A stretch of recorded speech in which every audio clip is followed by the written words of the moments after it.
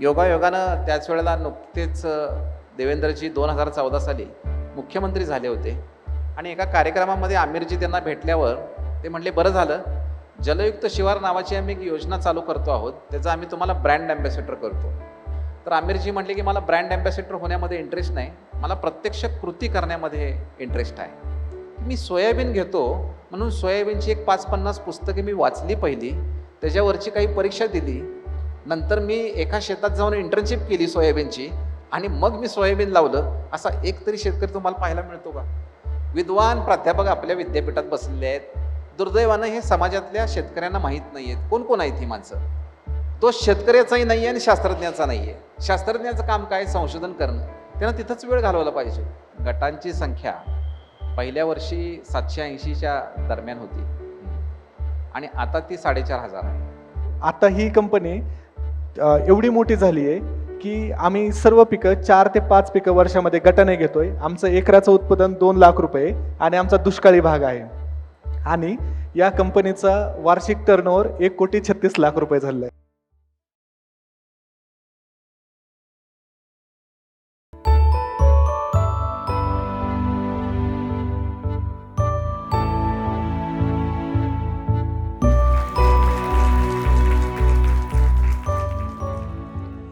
ज्यांना कुठल्याही ओळखीची गरज नाही असे डॉक्टर अविनाश पोळ, मनापासून स्वागत सर.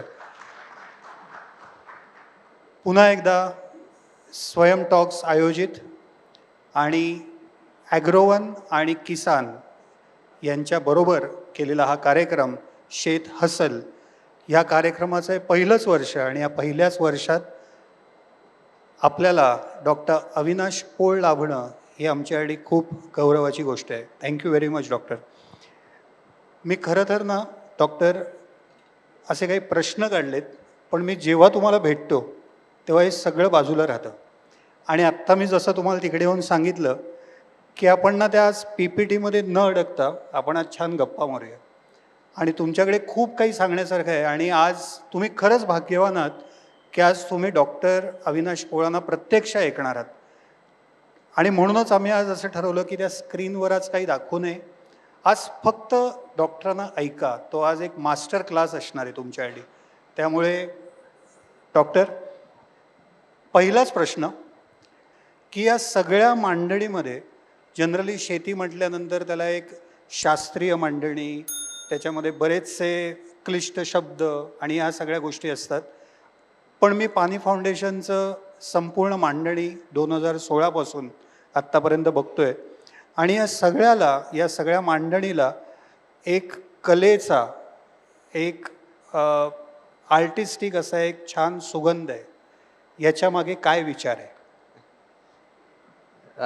कलेचा सुगंध, आर्टिस्टिक सुगंध, मला वाटतं की हे वेगळं सांगायची गरज नाही.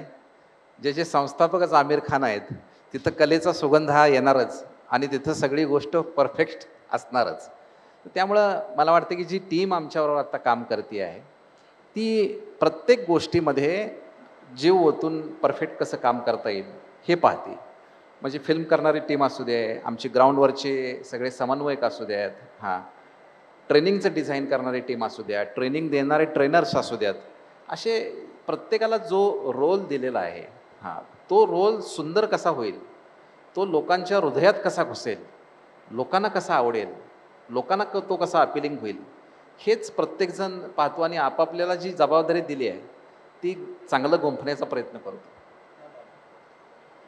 मी फार्मर्स कपकडे येणारच आहे, पण अनेकांच्या मनात असलेला एक प्रश्न, मुळामध्ये पाणी फाउंडेशनची सुरुवात कशी झाली, संकल्पना, त्याचा जन्म कसा झाला आणि त्यात तुम्ही कसे आलात? खरं तर ह्याचा जन्म जर व्हायचा म्हटलं तर आपल्याला एका TV शोचा आधार घ्यावा लागेल.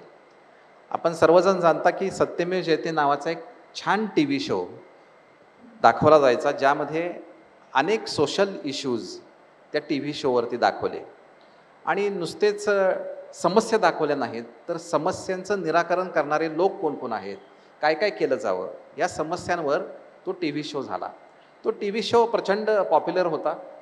सत्यमेव जयते त्या टी व्ही शोचे जे डिरेक्टर होते ते सत्यजित भटकळ, जे आत्ता पाणी फाउंडेशनचे CEO आहेत. आणि जो तो टी व्ही शो सगळा अँकर करायचे किंवा सगळा करायचे ते आमिरजी संस्थापक आहेत.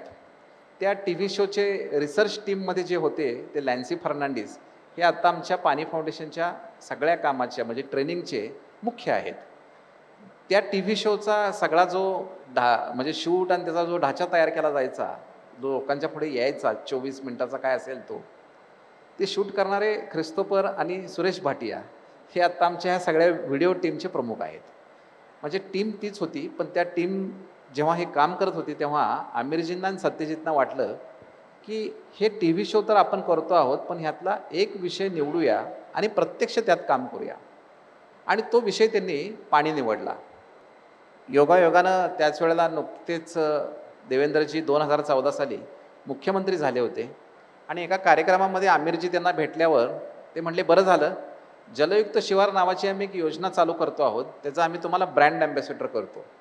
तर आमिरजी म्हटले की मला ब्रँड ॲम्बॅसेडर होण्यामध्ये इंटरेस्ट नाही, मला प्रत्यक्ष कृती करण्यामध्ये इंटरेस्ट आहे. पण ते म्हटले की आम्ही जी काही योजना घेऊन येत आहोत ती समजून घेण्यासाठी तरी या. आणि दुसऱ्या दिवशी सत्यजित भटकळ आणि आमिरजी जे लहानपणापासूनचे वर्गमित्र आहेत हे एकत्र त्यांना भेटायला गेल्यानंतर त्यांनी ती सगळी योजना समजून सांगितली. आणि ते म्हणले की आमिरजी आता काही आम्ही गावं सांगतो तिथं तुम्ही काम चालू करा. आमिरजींचा स्वभाव आणि त्यांची एकंदरीत आत्तापर्यंतच्या कामाची जर पद्धत बघितली तर ते हिंदी चित्रपटसृष्टीमध्ये परफेक्शनिस्ट म्हणून गणले जातात. जे करायचं ते योग्य करायचं, नाही तर करायचं नाही. आणि त्यांचा सगळ्यात मोठा एक गुण आहे जो मला फार आवडलेला आहे, तो म्हणजे त्यांना फार मोठ्या माणसांना प्रेमानं नकार देता येतो. ती फार अवघड गोष्ट असते. त्यांनी फार प्रेमानं देवेंद्रजींना, आम्हाला आत्ता हे जमणार नाही, आम्ही ह्या सगळ्या पाण्याचा योग्य अभ्यास करू आणि मग तुमच्यापर्यंत आम्ही काहीतरी कॉन्क्रीट घेऊन येऊ. आणि सत्यमेव जयतेची जी सगळी जी टीम होती जे टी व्ही शोची, ही टीम त्यांनी महाराष्ट्राच्या कानाकोपऱ्यात पाठवली. जावा, जिथं कुठं कुठं पाण्याचं काम चाललं आहे ते पहा, सरकारकडनं काही अडचणी येत आहेत, लोकांच्याकडनं काही अडचणी येत आहेत, टेक्निकल काही बाबी आहेत, कोण चांगलं काम करतं आहे ह्याचा एक अभ्यास करा. आणि योगायोगानं सत्यजित भटकळ हे साताऱ्याला आले. आणि माझा जर प्रवास बघितला तर पाणी फाउंडेशनची मी पहिल्या दिवसापासून जोडलेलो आहे. पण व्यक्तिगतरित्या एक दंतवैद्य असताना सुद्धा सातारमध्ये एक आनंदाचं काम म्हणून मी ग्रामविकासाशी जवळपास 27 वर्ष जोडलेलो आहे. म्हणजे 1997 सालापासून मी ह्या ग्रामविकासाच्या वेगवेगळ्या कामामध्ये, मी कुठलीही संस्था केली नाही, संस्था नसणारा संस्थानिक माणूस आहे मी. पण शासन ही खूप मोठं संस्था आहे आणि योगायोगानं आपल्या शासनाच्या यंत्रणेमध्ये खूप चांगले लोक बसलेले आहेत. योगायोगानं आपण त्यांच्यापर्यंत जात नाही, त्यांची मैत्री करत नाही आणि शासनाच्या योजना लोकांपर्यंत पोचत नाहीत. तर गेले 97 सालापासून मी एकच काम करत आलो की शासनाच्या ज्या ज्या योजना येतात त्यात मला जसं जमल तसं मी सक्रिय सहभागी व्हायचो आणि गाव पातळीपर्यंत ते योजना पोचवायचो. हे काम आमचं अनेक वर्ष चालू होतं. आणि यामध्ये जेव्हा सत्यजित भटकळ हे साताऱ्याला येणार तेव्हा मला आमच्या जिल्हाधिकाऱ्यांनी फोन केला की सत्यजित भटकळ हे अत्यंत हुशार आहेत, सत्यमेव जयतेचे ते डिरेक्टर आहेत आणि डॉक्टर साहेब तुम्ही जे पाण्यातलं काम करता आहात ते काम दाखवण्यासाठी तुम्ही सत्यजित भटकळ यांच्या व्हिजिटला स्वतः राहिलं तर बरं होईल. तर मी म्हटलं राहतो. आणि ज्या गावामध्ये आम्ही काम करत होतो त्या जाखणगावला सत्यजित भटकळ व्हिजिट देणार होते. मला वाटलं की हिंदी चित्रपटसृष्टीतला एक डिरेक्टर आपल्याबरोबर आला आणि काहीतरी त्याला डॉक्युमेंटरी करायची असेल, आमिर खान यांचे दोस्त आहेत म्हटल्यावर जास्तीत जास्त काय करणार, काम बघणार, डॉक्युमेंटरी करतील. मी गाडीतनं जाताना अनेक गप्पा मारत होतो आणि पाणलोटाच्या कामावर बोलत होतो. पाणलोट विकास म्हणजे काय, काय फेल्युअर्स होतं, कसं सरकार चुकतं, कसं लोकांचं चुकतं. ते माझ्याकडे बघायचे आणि हसायचे. मला कळत नव्हतं की आपलं काय चुकतंय का काय. नंतर ते मला म्हणले की डॉक्टर साहेब तुम्ही जे बोलताय त्या पाणलोटातला पासुद्धा आत्ता मला कळत नाही, पण तुम्ही बोलत राहा, मी ऐकत राहीन. ते बोलत आम्ही मग गेलो गावात. त्यांनी खूप बघितलं, त्यांना अनेक वेळेला त्यांच्या डोळ्यात पाणी आलं काम बघून, पूर्वीची परिस्थिती ऐकून, आत्ता झालेले बदल बघून, आणि त्यांना खूप बरं वाटलं. आणि मी पण तो प्रसंग विसरून गेलो. येऊन गेले बाबा एक व्हिजिटर. पण गाडीतनं जाताना त्यांनी एक गोष्ट लक्षात ठेवली होती. त्यांना मी सांगितलं होतं की सातारमध्ये अजिंक्य तारा नावाचा एक किल्ला आहे. ह्या किल्ल्यावर आम्ही एक समविचारी 30-40 जणांची टीम आहे, ही दररोज काम करते आणि ते पूर्णपणे निसर्गाच्या रिलेटेड आहे. ज्यामध्ये सरकारची आम्ही कुठलीही योजनेचा फार लाभ घेतलेला नाही. 2 हातांनी चाललेलं हे काम आहे आणि ते रोज चालतं. ते त्यांनी लक्षात ठेवलं होतं आणि लक्षात ठेवून ते एक दिवशी त्यांनी फोन केला की डॉक्टर साहेब मला ते काम पाहायचं आहे. मग मी म्हटलं या, फक्त मुंबईकर तुम्ही आहात, एखाद्या वेळेला तुम्ही सकाळी निघाल दुपारी याल, मला दाखवा म्हणाल, जमायचं नाही. तुम्ही आदल्या दिवशी या, कारण आम्ही सकाळी काम करतो आणि परत आमच्या उद्योगाला जातो. ते आदल्या दिवशी आले, माझ्याबरोबर सगळं काम पाहिलं आणि पाहिल्यानंतर मला म्हणले की डॉक्टर साहेब मला ना आमिर खान यांना जे काही करायचं आहे ह्याचं उत्तर इथं सापडलं आहे. मनात मला वाटलं की असे बोलणारे खूप असतात, प्रत्यक्ष कृती करणारे खूप कमी असतात. त्यानंतर त्यांनी आमच्या ह्या कामावरती एक डॉक्युमेंटरी तयार केली. ती डॉक्युमेंटरीसुद्धा आमिरजींनी बघितली आणि बघितल्यानंतर मग एक दिवशी सतीश यांचा परत फोन आला की आमिरजींची इच्छा आहे की तुम्ही जेवायला यावं, जमेल का?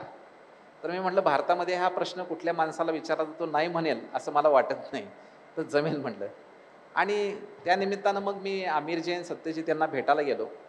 त्यावेळेला आमिरजींनी म्हणले मला की डॉक्टर साहब ये कैसा करने का है आप तो जानते हैं, लेकिन स्केलअप हम कैसा कर सकते हैं, इसका कुछ ना कुछ आइडियाज़ हमारे पास है, क्यों ना हम जुड़ के कुछ काम करें. तर मला काहीच हे नव्हतं. मी म्हटलं मला काही त्याचा प्रश्न नाही. आणि त्या दिवसापासून मग पाणी फाउंडेशनच्या ह्या कामामध्ये, प्रत्येक कामामध्ये, मग त्याचं बारकाईनं डिझायनिंग असेल, त्याचं इम्प्लिमेंटेशन असेल, फिरणं असेल, ग्रामसभा असतील, ह्या सगळ्या फील्डवरच्या कामामध्ये जास्तीत जास्त पद्धतीनं जेवढं योगदान देता येईल त्या देण्याचा मी आजपर्यंत प्रयत्न करत आलेला आहे. खूप छान. पाणी फाउंडेशनबद्दल सगळ्यांना बऱ्यापैकी माहिती आहे आणि आपण आता थेट शेतकऱ्यांच्या फार्मर्स कपबद्दल आपण जास्त बोलूया विस्ताराने. मुळामध्ये 2016पासनं पाणी फाउंडेशनचं काम बऱ्यापैकी विस्तारलेलं आणि त्याला प्रचंड यश महाराष्ट्राने कधी पाहिलं नव्हतं, इतकं यश त्याला मिळालं. हा पूर्णपणे फोकस शिफ्ट करून फार्मर्स किंवा शेतकऱ्यांकडे यावं याच्या मागे काय कारण होतं? बरोबर आहे तुमचा. म्हणजे जिथं जाईल तिथं आम्हाला हाच प्रश्न विचारला जातो की अतिशय चांगलं चाललेलं काम, म्हणजे मी सहज गमतीनं म्हणतो, चांगलं चाललेलं दुकान बंद करायचं आणि एखाद्या वेळेला बंद पडू शकतं असं दुकान चालू करायचं, असा निर्णय आम्ही घेतला. त्याच्या मागचं कारण होतं की एक बाजूला आम्ही अनेक गावं पाणीदार करत चाललो होतो, पण पाणीदार होणारी ही गावं पुढं पुढं पुढं जात असताना जेव्हा गावात पाणी येतं तेव्हा एक मानवी प्रवृत्ती आहे, त्यातला दोष मी शेतकऱ्यांना अजिबात देत नाही, की लोक लगेच आलेल्या पाण्याकडे त्यातनं जास्त पाणी लागणाऱ्या पिकाकडे वळतात. म्हणजे ऊस असेल, केळी असेल, ह्या पाण्याकडे. ऊस वाईट आहे का, केळी वाईट आहे का, अजिबात नाही आहे. पण ते जर पाणी तुम्ही इतके कष्टानं कमवलेलं आहे, तर ते पाणी जर विवेकानं तुम्ही वापरलं नाही तर कष्टानं कमवलेलं पाणी काही वर्षामध्येच पूर्णपणे निघून जाणार आहे. आणि जी गावं पाणीदार झाली, ज्यांच्या आमच्या व्हिडिओ आहेत, ज्यांच्या गावांनी भरभरून स्टोऱ्या लिहिल्या, पेपरमधनं बातम्या आल्या, आमची पाठ तुपटली, याच गावांमध्ये काही वर्षानंतर टँकर चालू झालेला दिसेल, हे आम्हाला जाणवलं. असं काही झालेलं? असं अजून झालेलं नाही, पण झालेलं होण्याची नाही. शक्यता नाकारता येत नाही. सुदैवानं एखादं वर्ष हे झालं तर पाऊस कमी पडलेला नाही, पाऊस जास्त झाला आहे, मान्य आहे. पाऊस जास्त झाल्यामुळे थोडा प्रॉब्लेम नाही. हां, पण 1-2-3 वर्ष जर सलग पावसानं जर फटका दिला आणि याच पद्धतीनं लोकांचा जर पाण्याचा भूगर्भातला उपसा जर असाच पद्धतीनं जर राहिला तर हे पाणलोटांना निर्माण झालेलं पाणीसुद्धा तुम्हाला पुरणार नाही. हां, त्याला एक मर्यादा आहेत. मग यासाठी काय, तर यासाठी पाण्याचं नियोजन करण्यासाठी आपण, म्हणजे आज पाणी वाढवण्यासाठी जलसंधारणाचे उपचार केले आणि 300 ते 400 मिलीमीटर पाऊस पडला तर भूगर्भातलं पाणी हे वाढतंच, हे सांगायची गरज नाही. पण ते पाणी योग्य रीतीनं वापरा हे शिकवण्याची नितांत गरज आहे. आज आमिर जे असेल किंवा मी असेल, हे आम्ही एक चांगलं काहीतरी करण्यासाठी ह्यात आलेलो आहोत. म्हणून आम्ही ठरवलं की, म्हणजे खूप कठीण निर्णय होता. तुम्ही जसं प्रश्न विचारताय तसा आम्हाला देखील हा अगदी म्हणतो आपण ना की हृदयावर दगड ठेवून घेण्यासारखा निर्णय आहे. कारण एक बाजूने एवढं कौतुक होते तुमचं आणि एक बाजूनं हे सगळं तुमचं ग्लॅमर बाजूला होणार आहे. पण आपल्याला ह्यातनं महाराष्ट्राला नव्हे देशाला काहीतरी चांगलं द्यायचं आहे, हा दृष्टिकोन ह्याच्या मागे होता. आणि म्हणून पाणी फाउंडेशनची हे आम्ही स्पर्धा थांबवली आणि ही फार्मर कप स्पर्धा सुरू केली, जी शेतीच्या रिलेटेड आहे आणि ज्यामध्ये ह्या पाणी बचतीपासून अनेक गोष्टी आहेत की ज्यावर फोकस ठेवून आता सध्या आम्ही काम करत आहोत. फार्मर कपचा स्कोप आपण ज्याला म्हणतो की ज्यामधले काय काय घटक आहेत हे थोडंसं विस्ताराने सांगाल? बघा, मी नुकताच तैवानला जाऊन आलो आहे आणि तिथे एक आंतरराष्ट्रीय परिषद होती. त्यामध्ये एक पाणी फाउंडेशनचं प्रेझेंटेशन होतं. साधारण 51 देशांचे लोक होते. मी 2च प्रश्न प्रत्येक आलेल्या देशातल्या प्रतिनिधींना विचारायचो. एक, सरकारविषयी तुमचं मत काय आहे? आणि दुसरा होता की निसर्गानं काय फटका दिलाय का? तर दोन्ही बाबतीत निराशाजनक उत्तर होतं. म्हणजे आज अमेरिका इतका प्रगत राष्ट्र आपण म्हणतो, तिथं सुद्धा आलेले लोक त्या सरकारविषयी समाधानी होते असं नव्हतं. आणि निसर्गानं प्रत्येक ठिकाणी फटका दिलेला आहे. म्हणजे कुठं पाणी वाहून मोठ्या प्रमाणात जाऊन नद्यांचं स्कोरिंग व्हायला लागलेलं आहे, कुठं दुष्काळच मोठ्या प्रमाणात आहे, कुठं पिकं नाहीशी व्हायला लागलेली आहेत. असाच काहीतरी असाध्य रोग जमिनीत यायला लागला आहे कोरोनासारखा, की ज्यातनं पिकं नाहीशी व्हायला लागलेली आहेत. मग या सगळ्याचा विचार आम्ही देखील केला की वातावरण बदलाचा फटका इतक्या मोठ्या प्रमाणात आहे आणि सगळ्यात मोठा फटका वातावरण बदलाचा कुणाला बसणार आहे? तर तो शेतकऱ्याला बसणार आहे.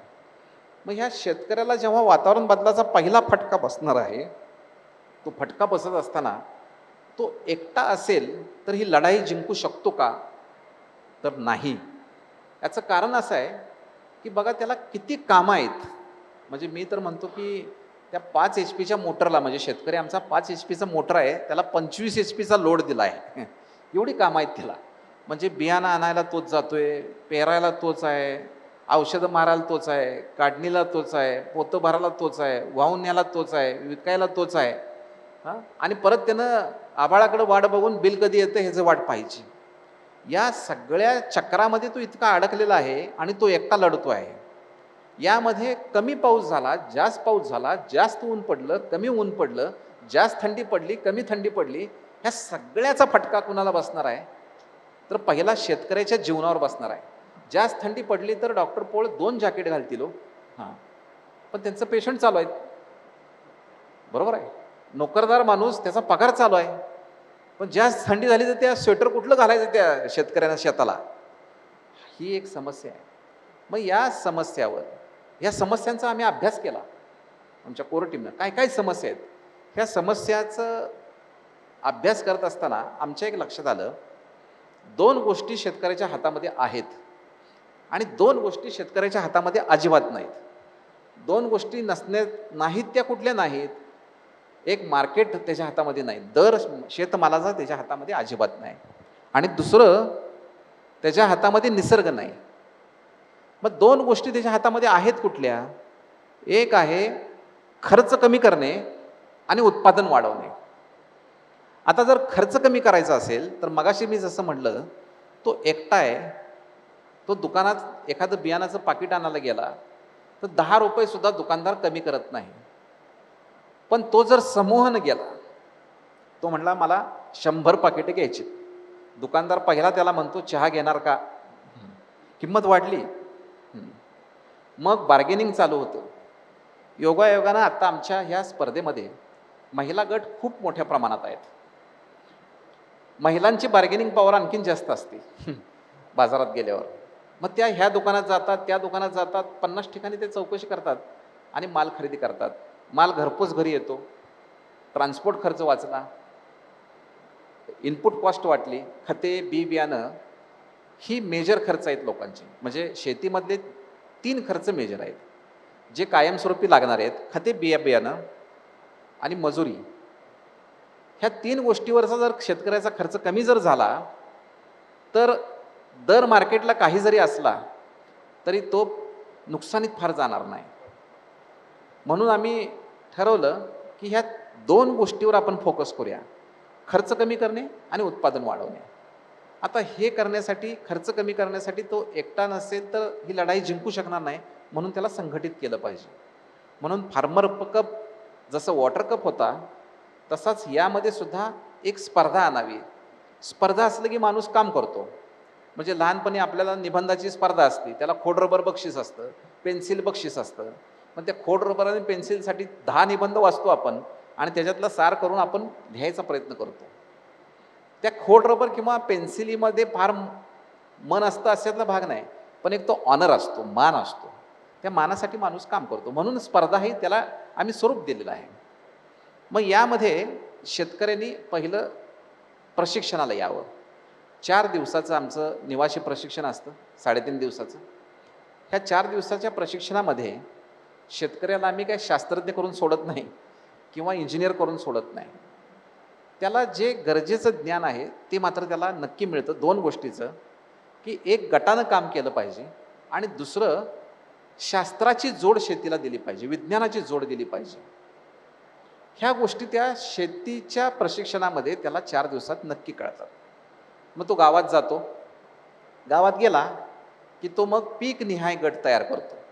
म्हणजे समजा सोयाबीनचं पीक घेत असेल तर सोयाबीनचा गट करायचा, कापूस घेत असेल तर कापसाचा, तूर घेत, अशी आम्ही 36 पिकं निवडलेली आहेत की ज्यामध्ये स्पर्धा आहे आणि गट काम करू शकतो. एक गट कमीत कमी 11 सदस्यांचा असावा. पुरुष किंवा स्त्रिया बंधनकारक नाहीत, पुरुषांचा असू दे, स्त्रियांचा असू दे, मिक्स असू दे. एखादा भूमिहीन मनुष्य आहे ज्याच्याकडे जमीन नाही, पण तो दुसऱ्याची कोणाची तर जमीन कसतोय, तर त्याला देखील गटामध्ये सामील होता येते. हा जो 11 लोकांचा गट आहे, हा गाव निवडतं? गाव लेवल कमीत कमी 11, मॅक्झिमम त्याला काही लिमिट नाही आहे. आणि त्यामध्ये 15 एकर शेती असावी. 11 जणांची 15 एकर शेती असावी कमीत कमी. ती मग मॅक्झिमम तुमची किती असू शकते. ही खरीपाची स्पर्धा आहे. मग यामध्ये तो गावामध्ये जाऊन गट तयार होतो. गट तयार झाला की आमची तालुक्याची प्रत्येक ठिकाणी आमचे तालुका समन्वयक असतात. हे त्यांना बारीक सारीक गोष्टी शिकवण्यासाठी मदत करायला सुरुवात करतात. मग त्यामध्ये आता दुसरं गोष्ट जी आहे की उत्पादन वाढवणे. आता उत्पादन वाढ ही काही जादूची छडी नाही आहे. कुठलाही व्यवसाय चालवायचा असेल तर तुमच्याकडे ज्ञान हे हवंच. आणि दुर्दैवानं शेती क्षेत्रामध्ये ज्ञान घेण्याची लालसा असणाऱ्यांची संख्या प्रचंड कमी आहे.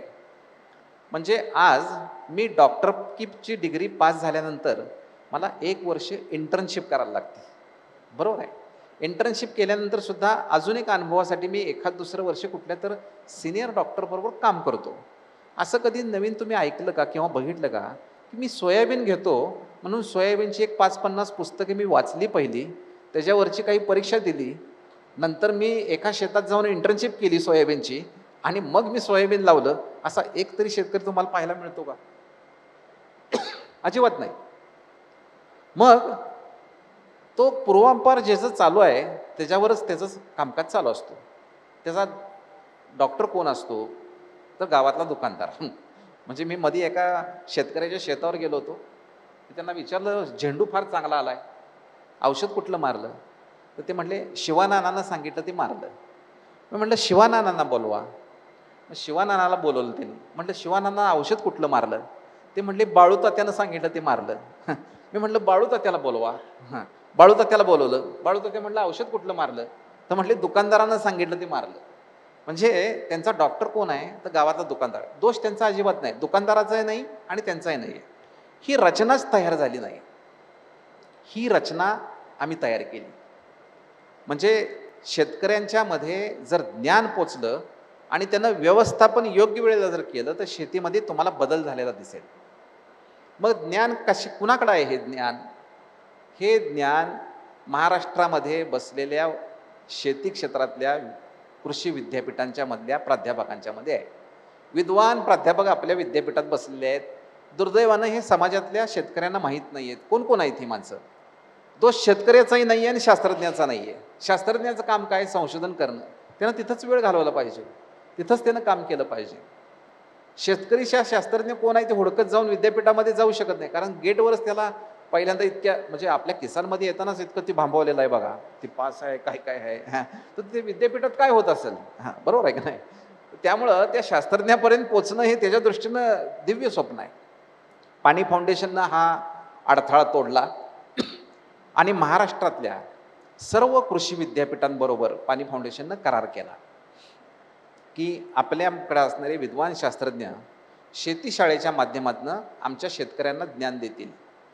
आणि मग डिजिटल शाळेचा जन्म झाला.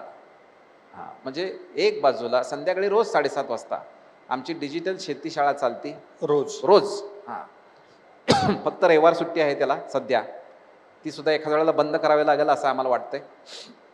नाहीतर रोज संध्याकाळी 7:30ला, काही दिवशी 2-2, 3-3 शेतीशाळा असतात. सकाळी सुद्धा असती 10ला, 6:30ला एक असती, 7:30ला एक असती, कारण पिकं इतकी आहेत. आणि मग या शेतीशाळेला खूप मोठ्या प्रमाणात एक बाजूला शास्त्रज्ञ असतात आणि एक बाजूला शेतकरी बसलेले असतात. या सगळ्या कामामध्ये आम्ही आणखीन शासनाची प्रचंड मदत घेतलेली आहे. म्हणजे शासनाला बाजूला ठेवा, समाजातल्या इतर NGOजना बाजूला ठेवा, विद्यापीठांना बाजूला, असं करून हे प्रश्न सुटणार नाही. ह्या सगळ्यांना आम्ही बरोबर घेतलं आहे. त्यामध्ये उमेद असेल, कृषी विभाग असेल, माविम असतील, हे आमचे खूप चांगले सहकारी आहेत की ज्यांचे ऑलरेडी नेटवर्क आहे. कृषी विभागाचे गट आहेत, आत्मा आहेत, या आत्ताच आपण ऐकलं, किंवा उमेदचे महिलांचे गट आहेत, माविमचे गट आहेत, NGOज अनेक काम करतात, ते अनेक शेतकऱ्यांबरोबर काम करतात. या सगळ्यांना आम्ही जोडून घेतलं आहे, विद्यापीठांना जोडून घेतलेलं आहे. म्हणजे जे जे घटक आपल्याला जोडता येतील त्या सगळ्यांना जोडून घेतलेलं आहे.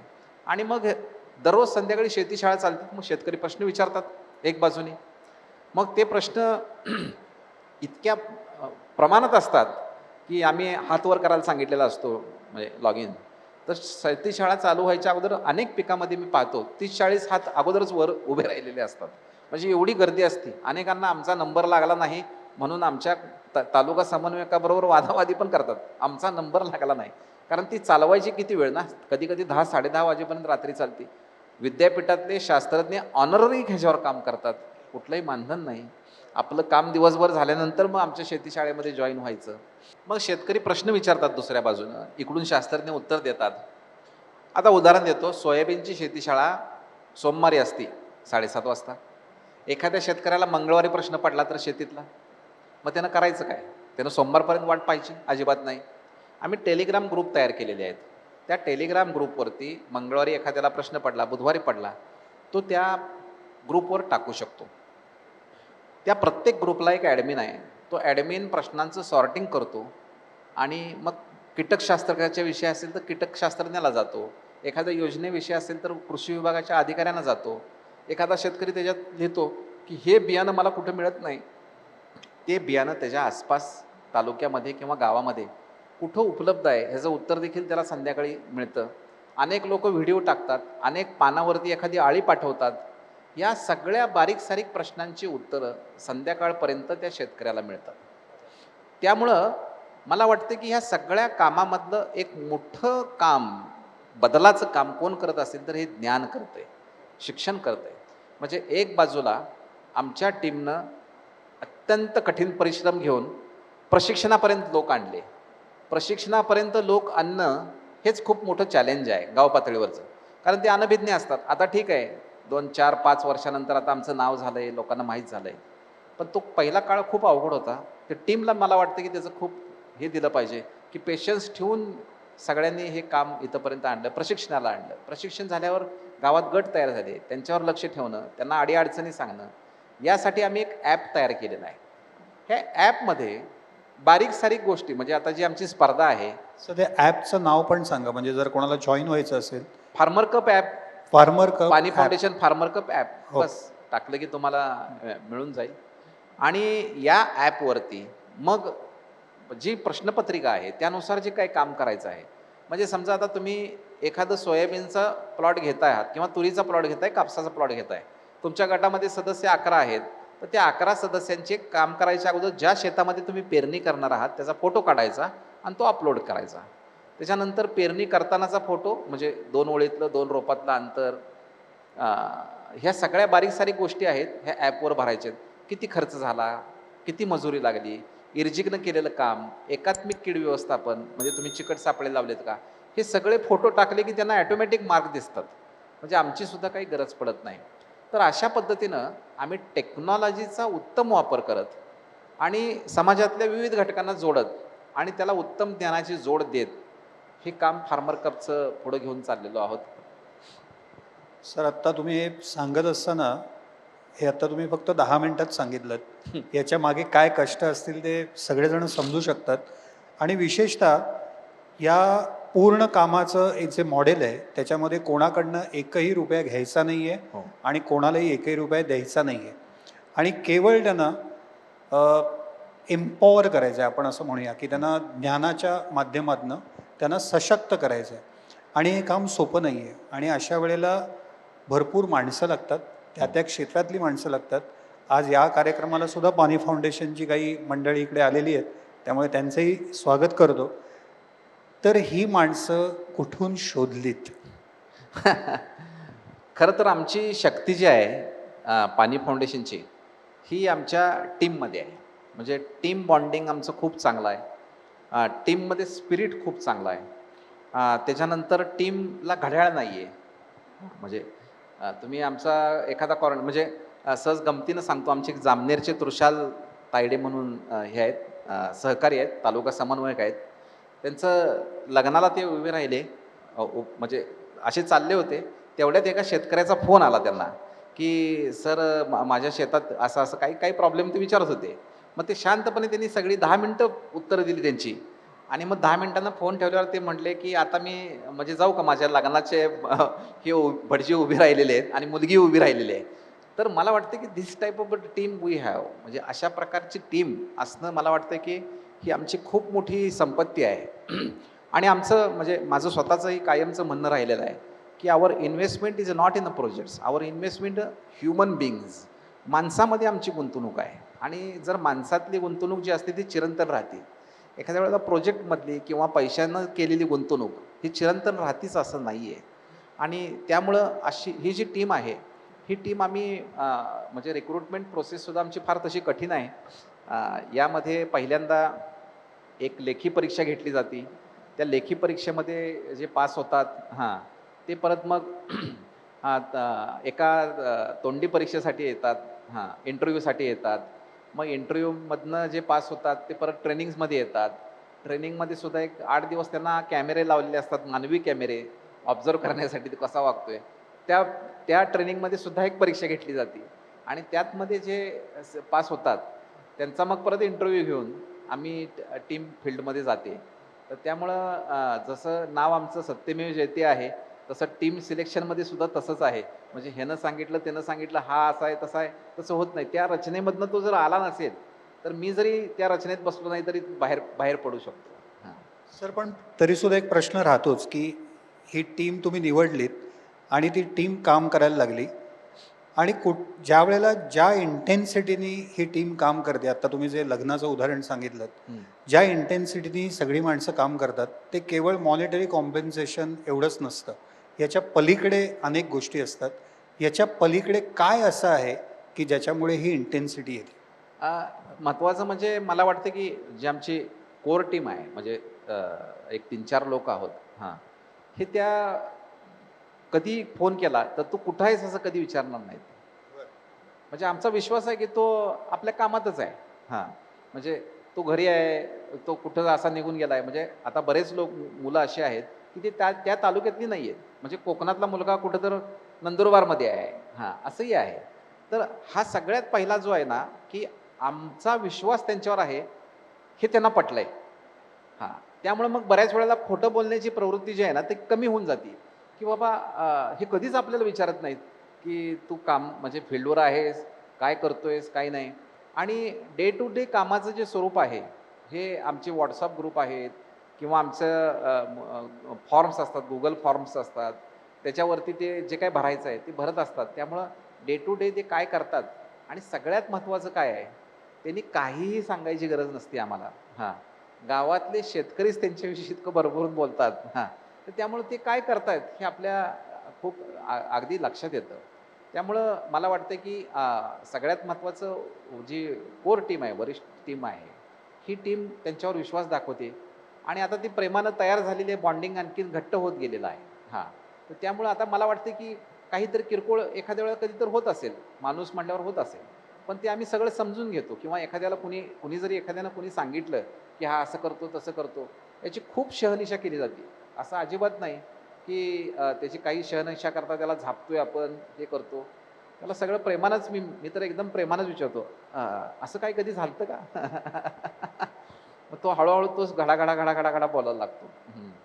तर हा मला वाटतं की एक विश्वास आम्ही जो दाखवला आहे टीमवरती, ते आमच्या टीमचं पण आणि आमचं पण असं म्हणूया की भाग्य आहे.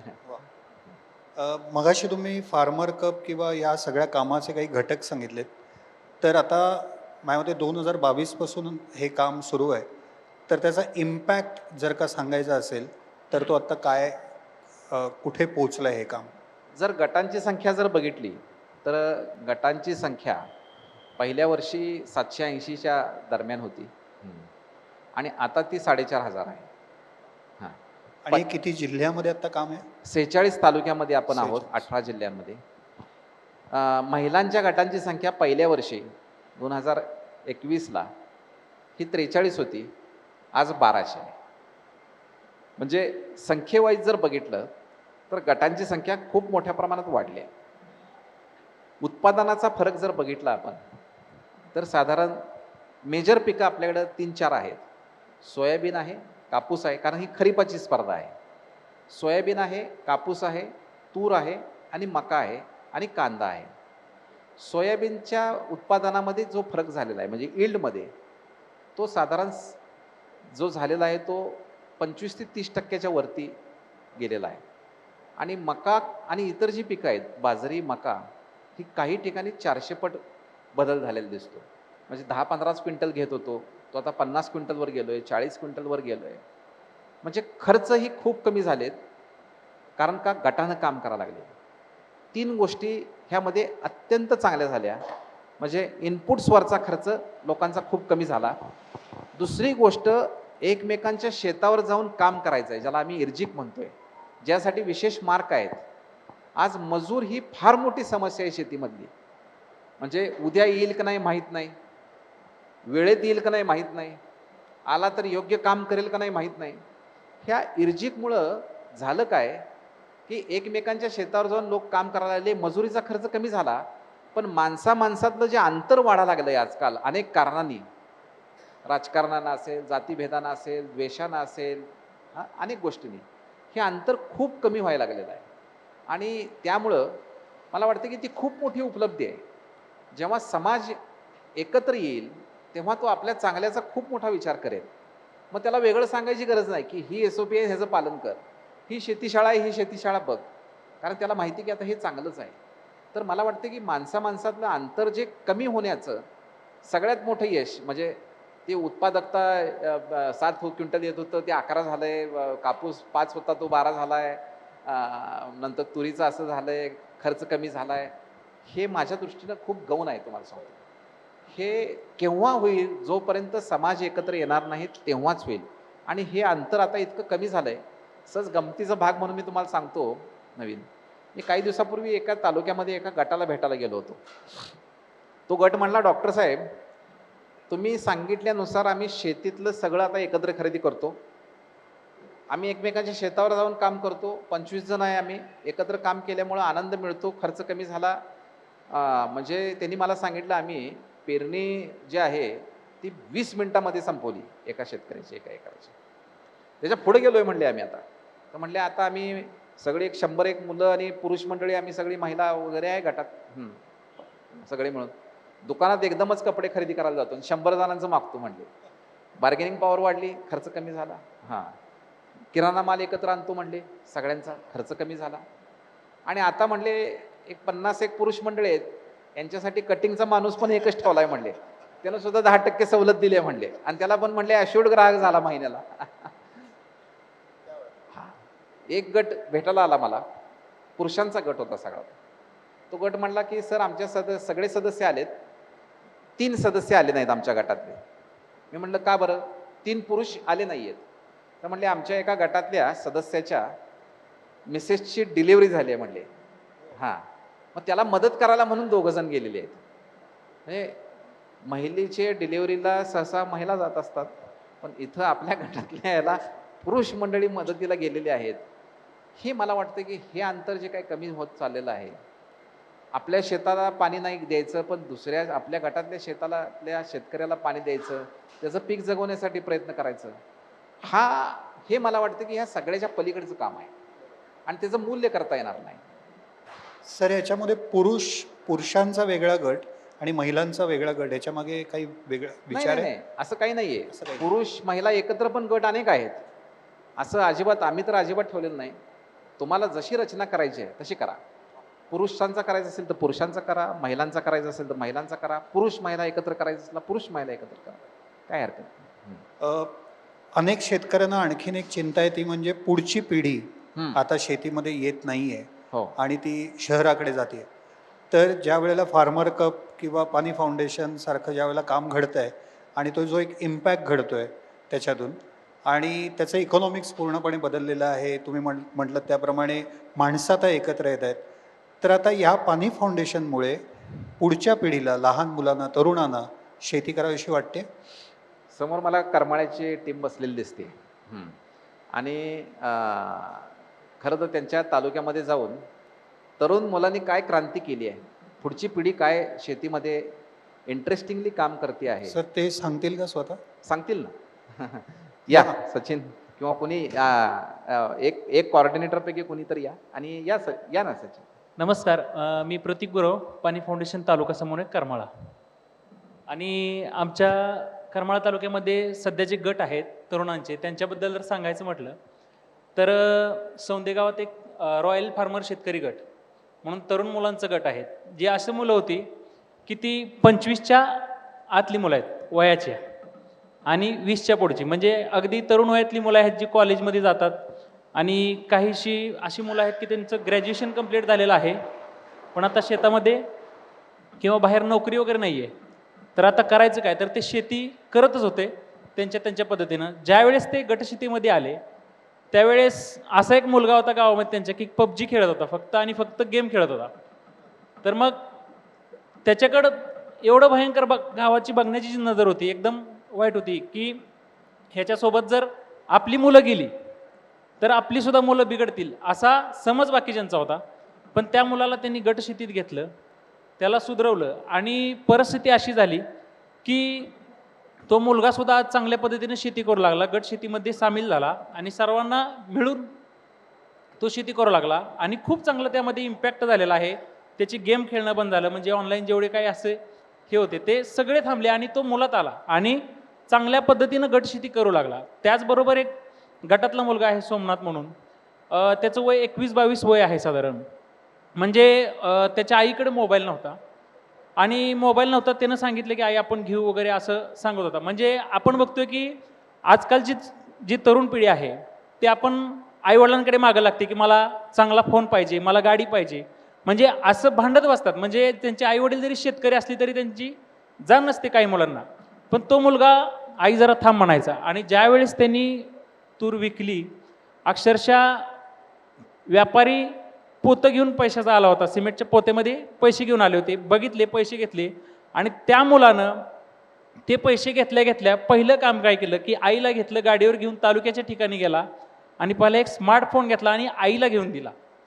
म्हणजे हा जो बदल आणि इम्पॅक्ट आहे तो या तरुणांमध्ये जी जबाबदारी आली तर या गटशेतीच्या माध्यमातून झालेलं इम्पॅक्ट खूप चांगल्या पद्धतीचं आम्हाला जाणवलं. मला तुलाही पर्सनली तुलाही विचारावं असं वाटेल की पाणी फाउंडेशन आयुष्यात यायच्या आधी तू काय करत होतास, तुला काय व्हायचं होतं आणि आता तुला काय व्हायचं? तर पाणी फाउंडेशनमध्ये यायच्या अगोदर मी एका सामाजिक संस्थेमध्येच होतो. सामाजिक संस्थेमध्ये काम करत असताना पाणी फाउंडेशनबद्दल माहिती समजली. आज माझं वय जरी कमी असलं तर आज 11 वर्ष झालं मी समाजकार्यामध्ये काम करतो, याचा आनंद मला वाटला.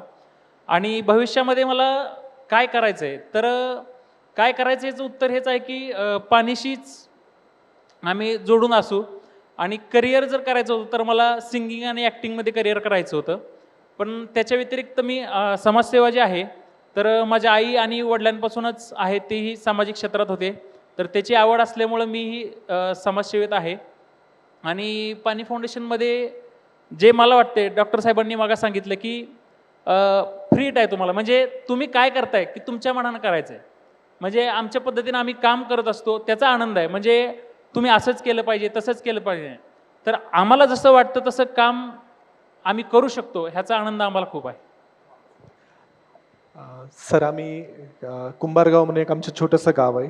या गावातले 4 इंजिनियर आम्ही पुण्यामध्ये जॉब करत होतो आणि लॉकडाऊनमध्ये वर्क फ्रॉम होमची संधी मिळाली होती म्हणून गाव एकत्र राहत होतो. तर गावचा संघर्ष शेतीतला बघत होतो आणि शेतीमध्ये काहीतरी करावं अशी इच्छा होती. तर पाणी फाउंडेशनसोबत जलसंवर्धनाचं काम भरपूर केलं होतं. तर नवीन पाणी फाउंडेशन फार्मर कप घेऊन आलं आणि मग आम्ही फार्मर कप स्पर्धेमध्ये आलो. तर गावच्या शेतकऱ्यांसोबत तंत्रज्ञानाची जोड देण्यासाठी आम्ही 4 इंजिनियर्स मुलांनी प्रयत्न केले आणि तो एक साधी फार्मर प्रोड्युसर कंपनी रजिस्टर केली होती. तर तिथपासूनचा सुरू झालेला प्रवास फक्त गावच्या शेतकऱ्यांना गव्हर्नमेंटच्या ज्या योजना आहेत, शासकीय योजना, त्याची माहिती देणं, तंत्रज्ञानाची माहिती देणं किंवा नवीन उद्योगाचे मार्केट जोडणी अशा गोष्टी करणं इथपासून सुरुवात केली होती.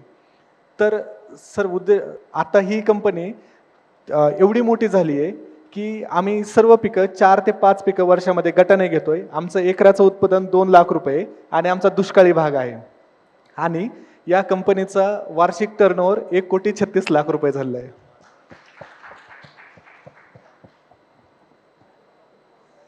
अफाट आहे सर, अफाट आहे.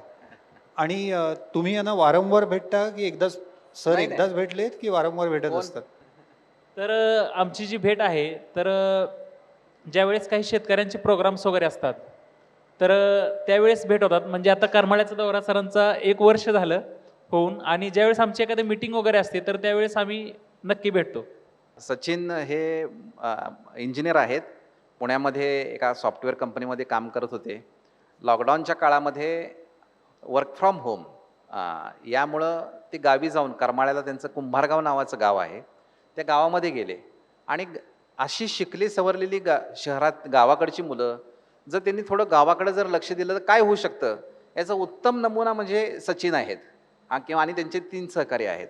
त्यांनी गावामध्ये जाऊन आपल्याबरोबर आणखीन तरुणांना ह्या जलसंधारणा असेल किंवा शेतीच्या कामाची गोडी लावली. फार्मर कप स्पर्धेमध्ये प्रशिक्षणाला आले, प्रशिक्षण घेतलं, गावामध्ये जाऊन गट तयार केला.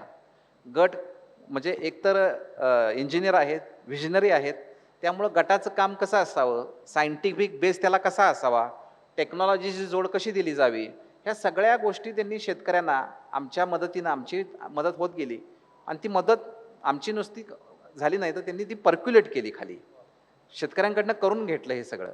आणि त्याचा परिणाम असा की गेल्या वर्षी सत्यमेव जयते फार्मर कप स्पर्धेमध्ये कुंभारगाव ह्या गटानं म्हणजे ह्यांच्या सचिनच्या गटानं पहिला क्रमांक 25 लाख रुपयाचं बक्षीस मिळवलेलं आहे. आमच्या स्पर्धेमध्ये राज्यामध्ये पहिलं येणं म्हणजे UPSC परीक्षा पास होणं सुद्धा सोपं आहे, एवढी कठीण परीक्षा आहे ती परीक्षा ह्यांनी क्रॅक केलेली आहे. बऱ्याच वेळेला स्पर्धेत बक्षीस मिळालं की एखाद्या वेळेला गाव किंवा गट तिथंच थांबतात आणि झालं आपलं, आता काही उद्दिष्ट नसतं. तसं न ठेवता ह्यांनी उद्दिष्ट ठेवलेलं आहे आणि आता ते एक्सपोर्टमध्ये काम करतायत. त्यांचे केळी एक्सपोर्ट होतात. त्याच्यानंतर इतर अनेक बारीक सारीक गोष्टींवर आपलं ज्ञान कसे वाढेल. आता तुरीसारखं पीक आहे, हे एकदाच घेतलं जातं, पण ह्यांनी शास्त्रज्ञांना फक्त विचारलं, ते नाही वय थोडे दोलायमान होते, पण तुरीचं पीक ज्याला आपण खोडवा म्हणतो, ऊसाचा खोडवा आपण ऐकलेला आहे, पण तुरीचा खोडवा ह्यांनी ठेवला, त्याला देखील बंपर उत्पादन आलं. तूर मल्चिंगवर घेता येते, म्हणजे ऊस पट्ट्यामध्ये तुरीसारखं पीक ज्याला कमी पाणी लागतं अशा पाण्यावरती उत्पादकता वाढवता येते आणि आपली इकॉनॉमिक्स बदलता येतं इतर पिकांपेक्षा. म्हणजे खूप चांगली उत्पादकता त्यांची ह्या गटांची आहे. अनेक शास्त्रज्ञ आता त्यांच्या ह्या सगळ्या भेटीला येत असतात. काही दिवसापूर्वीच कुलगुरूसुद्धा 2-3 दिवसापूर्वी भेट द्यायला आले. म्हणजे असे असंख्य लोक भेटी द्यायला येतात आणि बारकाईनं जरी ते इथं असले शहरामध्ये असले तरी त्यांचा एक मन आणि एक पाय, हृदयाचा एक कप्पा आणि एक पाय हा कायम कुंभारगावमध्ये असतो. म्हणजे अशी मुलं मला वाटते की गावांनी जोडून घेणं आणि गावांना जोडणं, गावांना सुद्धा अशा मुलांनी जोडणं खूप महत्त्वाचं आहे. Thank you very much, thank you very much. खूप मोठं काम करताय सर. शेवटचे काही 2-3 प्रश्न फक्त. हो, आत्ता तुम्ही उल्लेख केला टेक्नॉलॉजीचा आणि आपल्या मागच्या भेटीमध्ये आत्ता जे पाणी फाउंडेशनचं एक काम चाललंय वर्ध्यामध्ये, तर त्याबद्दल तुम्ही विस्ताराने सांगावं. अतिशय इंटरेस्टिंग प्रोजेक्ट आहे. खरं तर पाणी फाउंडेशनचा कायमचा एक दृष्टिकोन राहिलेला आहे की आपलं जे काम आहे हे लवकरात लवकर किंवा कसं जास्त महाराष्ट्रभर स्प्रेड होईल, वाढेल पण ते होत असताना या सगळ्या बारीक सारीक गोष्टी म्हणजे पुढचं पाठ आणि मागचं सपाट असं आम्हाला कधी व्हावं असं वाटत नाही. त्यामुळं आम्ही खूप बारकाईनं प्रत्येक गोष्टीवर अभ्यास करत असतो.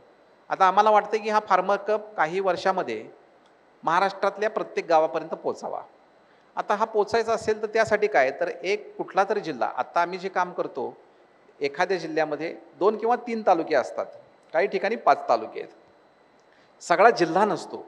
म्हणजे पुणे जिल्हा घेतला तर 2च तालुके आहेत किंवा सोलापूर जिल्हा घेतला तर 4च तालुके आहेत की जिथं तालुक्यांची संख्या ही जास्त आहे. तर अखंड महाराष्ट्र जर घ्यायचं असेल तर त्यासाठी काहीतरी एक आपण मॉडेल तयार केला पाहिजे, एक ढाचा तयार केला पाहिजे. म्हणून यावर्षी आम्ही वर्धा हा असा जिल्हा निवडला की जिथं 8 तालुके सर्व तालुके फार्मर कप स्पर्धेमध्ये घेतले. म्हणजे वर्धा हा असा एकमेव जिल्हा आहे आत्तापर्यंतच्या आमच्या वॉटर कप किंवा फार्मर कप स्पर्धेतला की जो पूर्णपणे घेतलेला आहे. यामध्ये मग काय तर आता टीम तर आमची कम्पॅरेटिव्हली छोटी आहे आणि काम मोठं आहे. मग यासाठी आम्ही एक डिजिटल सेंटर उभा केलेला आहे वर्ध्यामध्ये. या डिजिटल कॉम सेंटरमध्ये 2 व्यक्ती बसलेले असतात. पुन्हा आम्ही शासनाची खूप छान मदत घेतली. म्हणजे पहिला टप्पा आमचा प्रशिक्षणाचा होता. तर या प्रशिक्षणासाठी शासनाची उमेद, माविम, कृषी विभाग या सगळ्यांच्या मदतीनं प्रत्येक तालुक्यामध्ये फार्मर कपच्या अवेअरनेससाठी कॅम्पेनिंग घेतलं, कार्यशाळा घेतल्या. त्या कार्यशाळेमध्ये ज्यांना प्रश्न विचारला आम्हाला की आम्ही विचारला की ज्यांना वाटतंय की ह्या फार्मर कपमध्ये सामील व्हायचं आहे त्यांनीच हात वर करा. ज्यांनी हात वर केला त्यांचे नाव आणि मोबाईल नंबर लिहून घेतले. ते आमच्या कॉम सेंटरला अपलोड झाले आणि मग आमच्या ह्या कॉम सेंटरनं ह्या लोकांचा फॉलोअप घ्यायला सुरुवात केली की तुम्ही कार्यशाळेला आला होतात, तुम्हाला फार्मर कपमध्ये भाग घ्यायचा आहे, मग प्रशिक्षणाला यायची इच्छा आहे का? हो म्हणला की त्यांना लगेच एक डिजिटल आमचं आभाराचं पत्र, अभिनंदनाचं पत्र जायचं, लगेच व्हॉट्सअपवर जायचं, एक फॉर्म जायचा, त्यानं तो टिकमार्क करून पाठवला की त्याला नंतर एक परत फॉर्म जायचा की तुम्ही टेंटेटिव्ह आम्हाला ह्या डेटपैकी डेट सांगा की कुठल्या दिवशी तुम्ही येणार. त्यानं एक डेट सांगितली, त्याची डेट फिक्स व्हायची. अशातनं सगळ्या जिल्ह्यामध्ये म्हणजे डिजिटल सेंटरचा वापर करून म्हणजे प्रत्यक्ष पहिलं कम्युनिकेशन प्रशिक्षणासाठी, प्रशिक्षण झाल्यानंतर प्रशिक्षण कसं वाटलं, प्रशिक्षणाचा फीडबॅक, प्रशिक्षणाबद्दल आभार, हा लगेच डिजिटल सेंटरवरनं फीडबॅक त्यांना फोन जायचे. त्याच्यानंतर डिजिटल सेंटरवरनंच गटबांधणीसाठी आज गटबांधणीसाठी आमची टीम काय करते तर गावागावात जाते आणि मग गट बांधते. तर तसं न होता कारण आता संख्या इतक्या मोठ्या प्रमाणात जवळपास 4,500 गटांपैकी 900 गट हे एकट्या वर्धा जिल्ह्यातले आहेत.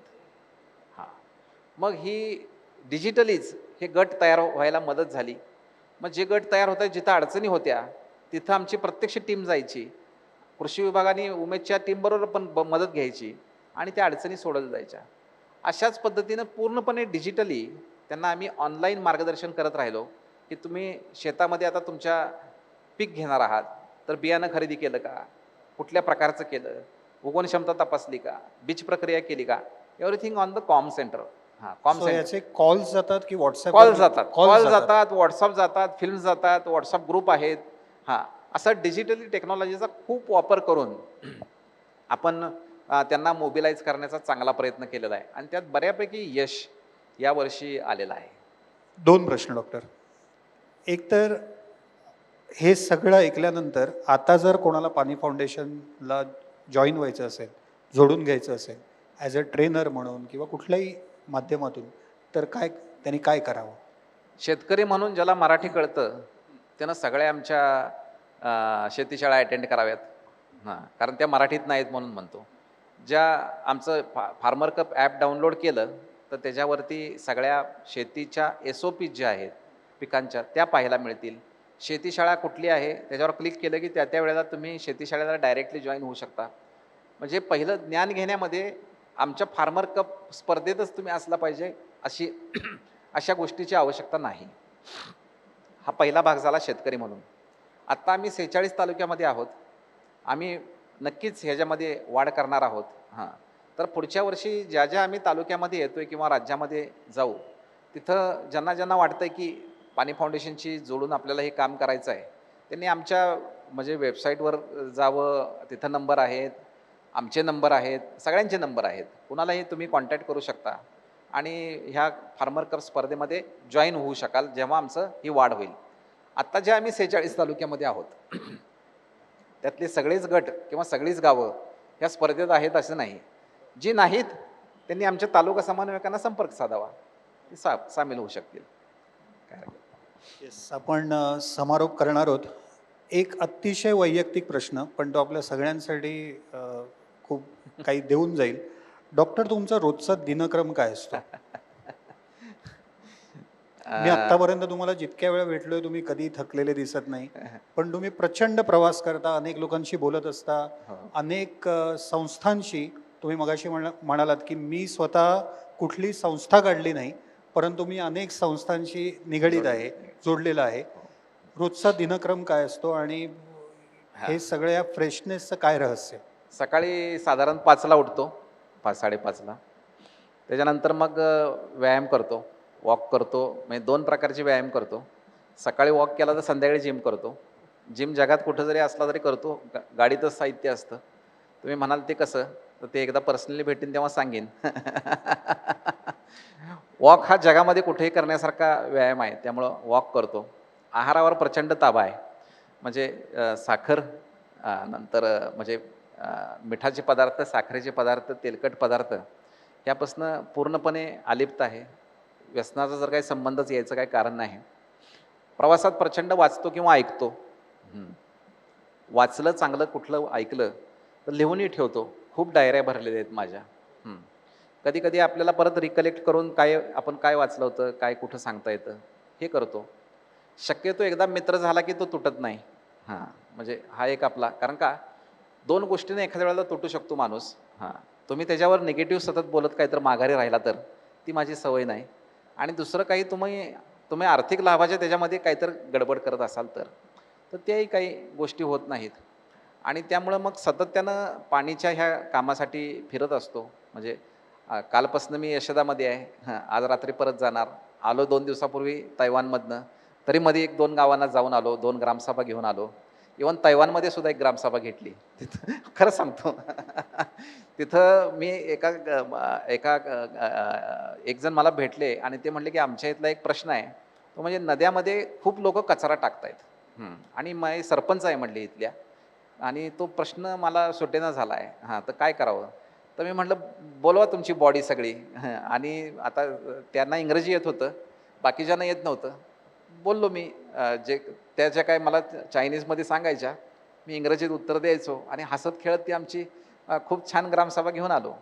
तर त्यामुळं जिथं जाईल तिथं, अगदी रेल्वेत गेलो तर रेल्वेत शेजारचा आपला मित्र झाला पाहिजे हा एक विचार मांडतो. बारीक सारीक लोकांचा अभ्यास करायचा मला सवय पण आहे. म्हणजे अगदी आमची मंडळी मिसेस म्हणते देखील, काय गरज पडली तुम्हाला त्याचं ते टोमॅटो खपलाय का नाही, दर मिळालाय का नाही. म्हणजे जाईल तेव्हा तुम्ही प्रत्येकाचं बारकाईनं, त्यातनं काय होतं की आपल्याला इकॉनॉमिक्स कळतं, काय चाललंय शेतीतलं असेल, विविध व्यवसायातलं असेल. एखादा उद्योजकाला भेटलो तर तो उद्योजकानं काय काय झेप घेतलेली आहे, म्हणजे त्याची इंडस्ट्री चालवायला, मोठी व्हायला त्याने एक SOP फॉलो केलेली आहे. मग ती SOP आपण शेतीमध्ये काय काय करतायत लोक, ह्याचा कोरिलेशन मी सतत करत असतो. अशा अनेक गोष्टी करत असल्यामुळं सुखी माणसाचा सदरा आहे माझा. मी सुरुवातीला म्हटलं की हा एक मास्टर क्लास असणार आहे आणि आपल्याकडे वेळ कमी आहे, त्यामुळे डॉक्टर आपण आत्ता थांबूया. आणि मी तुम्हाला वचन देतो की परत एकदा आपण स्वयंच्या प्लॅटफॉर्मवर परत एकदा भेटू, कारण या गप्पा आत्ता आपल्याला किती वेळ मिळेल तरी आपण गप्पा मारत राहू शकतो. पुन्हा एकदा डॉक्टर अविनाश पोळ यांचे आपण मनापासून आभार मानूया. धन्यवाद. आणि एक डॉक्टर छोटीशी भेट आमच्याकडनं.